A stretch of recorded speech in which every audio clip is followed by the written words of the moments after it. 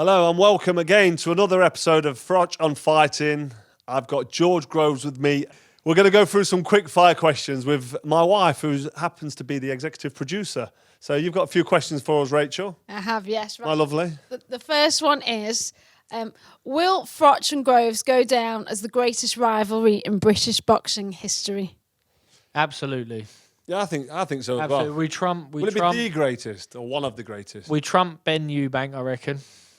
Don't know why, but we do. That was a good rivalry, though. That was pretty everyone cool. was involved because of the limitations of TV. Like, everyone was watching it. Yeah. Who else has been a good rivalry? But we was... Bellew v Fury? Bellew Fury? What are you on about? Hey, Bellew. You ever seen No, but they don't like each other, so I thought... Oh, right, okay. You remember that Channel 5 clip? Oh, yeah. I don't know how to talk about it anymore. No, you can't. I think he was fighting David... Or he was talking up with David Price. It's about David Price, wasn't he? But then he threw... And he threw but then he threw Bellew under the bus. Bellew, totally. I thought that was pretty funny. That was a good rivalry, but the Hey Bellew one was, and the Fury words... Bellew, Fury words were good. Yeah. But in terms of genuine needle and genuine rivalry, I think we take the prize, first place prize, for being a genuine needle, genuine grudge match, like proper real hardcore grudge match. Because everybody could see that I was absolutely fuming. You wound me into a frenzy. And it was one of them where people either loved you or hated you. And I think it was a similar thing for me. People either wanted me to get spar code or they wanted me to win and shut you up.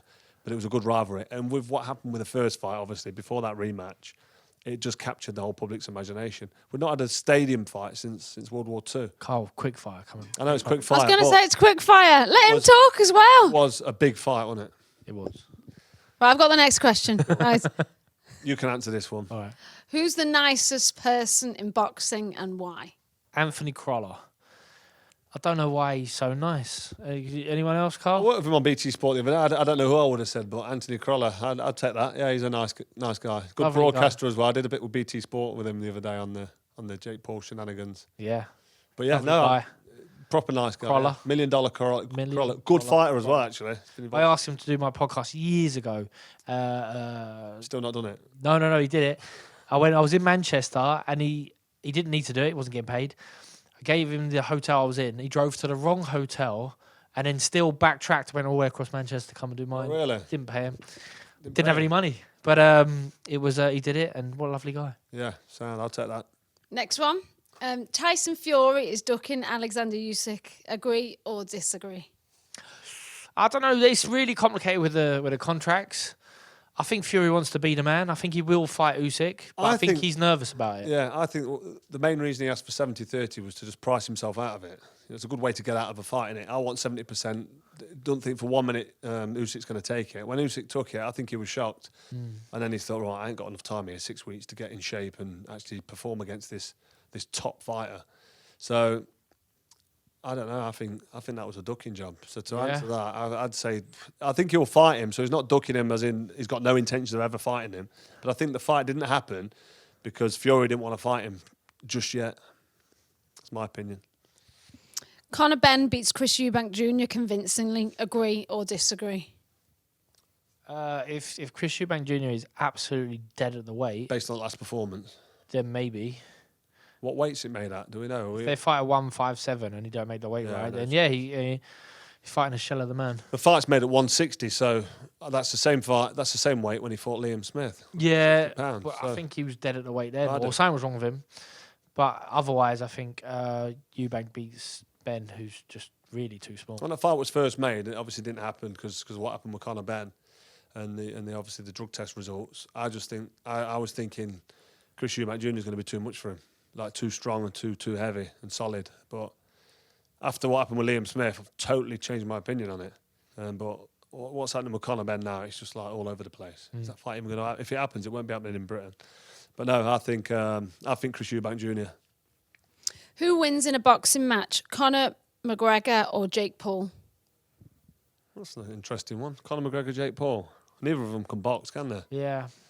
So is it free for all? I'd go probably Jake for the Paul. bigger. He's been boxing longer, isn't And he? he's bigger. And he's bigger. I agree. Jake Paul. But if he beat Conor McGregor, it'd be a disaster, wouldn't it? Be a travesty. Only for the Conor McGregor fans. Yeah, true. But there's a lot of them. And I'm not a Conor McGregor fan, but it would be bad for Jake Paul to beat. Who would you rather fight? Would I rather fight? Because you'll be up for fighting both of them, I know that. Too big and too strong for both of them. No, seriously, what are you laughing at? Jake Paul's like one arm. Like, I need one arm for Jake Paul. Conor McGregor might like give me a few small problems, but he's too small. Who would you train harder for? I wouldn't train much for either of them. Who would you train harder for? Train harder for. Depends. If I'm fighting Conor McGregor, in the cage, I'm trying to work out who's better. I'd train harder because I'd fight Conor McGregor in the cage. Right. I could be getting myself in trouble here or into a position I can't wiggle out of, but I think I'd take him on in the cage. Is that ridiculous? Is that wrong? I'm just going to cut in and say, no, you're not. Not in a cage. Not in a cage. Fight him in a cage. No. Yeah, I'd take him on in the cage. Too small, isn't it? Just get him on a dancing show He's before put me the away fight. Yeah, forget the dance show. You've had your little time with that. Now move on. Right, question for George. Who wins, Froch or Calzaghe? Oh, Froch, all day long. I don't know what that was. No, Froch. What was that? I just said Froch. That's a really good question, but give me a like honest answer. On your day, Yeah, I think he'll just Froch, be too. yeah? I think he'll Froch. be too slippery for you. you reckon? Slippery or work rate or toughness? I just don't think. I Do you think don't I think could you'll stop land on him. Do you think I could stop him? Yeah, if you land on him. Yeah. But I think he. So I land and then I stop him. All right. So that's a potential Froch. outcome. That's a potential outcome. Potential outcome. Did he make you say that then? Come on. Don't be- Carl, Yeah, go on. what do you make of Groves' podcast? It's one of the best podcasts I've ever been on. Like, it's just awesome. The George Groves Fight Club. Is it the Fight Club or Boxing Club? Boxing club. George Groves Boxing Club. I don't know what you're If you did one, it would be Fight Club. It'd be Fight Club, wouldn't it? But I went Boxing Club. Listen, the George Groves Boxing Club is a great podcast. I like it. I like the way you sit there in the studio. I love the way you trap me with the Jake Paul stuff. Yeah. You speak. Trapture. Yeah, you trap me with that. Sticking him on the list. It was nice. I think it's good. Oh, thanks, I'm a Carl. subscriber. I listen. Yeah. Tune in. Love it. Once a month, innit? Is it weekly? It came out yesterday. Oh, right, okay. I'll get on that. Yeah. No, it's good. I like it. It's good. George, how would Froch fare against Canelo in their prime? He'd beat Canelo. He's too big, too fast, too strong. When I met Canelo is quite a bit shorter than me. What is he, 5'8", 5'9"? It reminds me of Arthur Abraham, who I just outboxed and kept him in the Marie. But he stepped up to light heavyweight and he performed at light heavyweight against Kovalev. And, you know, I know he lost to Bivol. But I don't know. Like that, he's eating that meat, isn't he? What was that meat he was eating?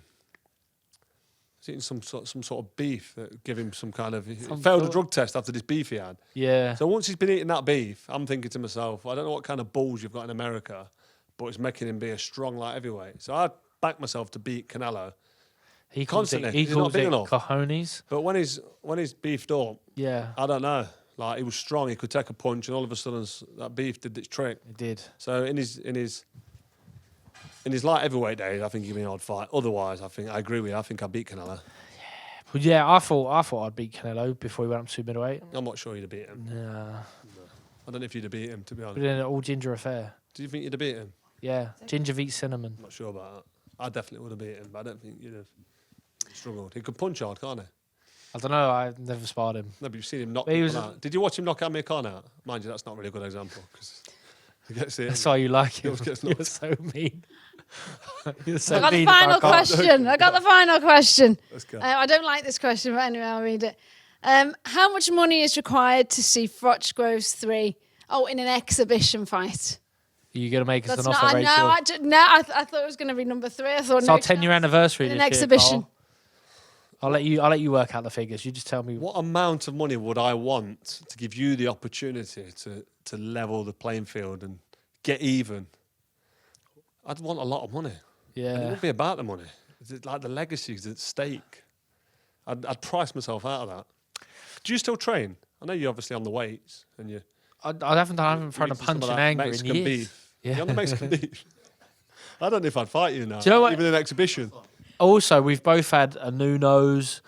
Have you had a new nose? You had the septo like. The Yeah, right, they took that bit out. So my didn't have it nose, reshaped, did you? No, No. my nose was all right. Why didn't you have that done?